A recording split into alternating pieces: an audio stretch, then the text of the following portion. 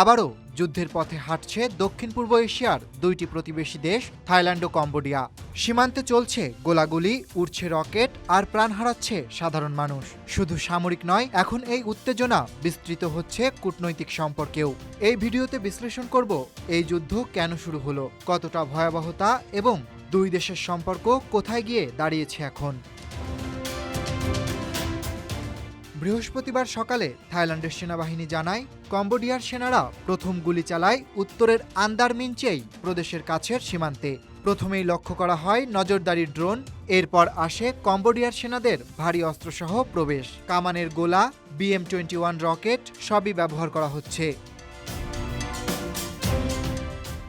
জানা গেছে, থাইল্যান্ডের সুরিন প্রদেশে কম্বোডিয়ার ছোড়া রকেটে অন্তত ৮ জন বেসামরিক নাগরিক নিহত হয়েছেন, আহত হয়েছেন অন্তত ১৩ জন। আতঙ্কে পালাচ্ছেন মানুষ। সীমান্তবর্তী ৮৬টি গ্রাম থেকে সরিয়ে নেওয়া হয়েছে প্রায় ৪০,০০০ থাই নাগরিককে। কম্বোডিয়ার আক্রমণের জবাবে থাই সেনাবাহিনী মোতায়েন করেছে F-16 যুদ্ধবিমান।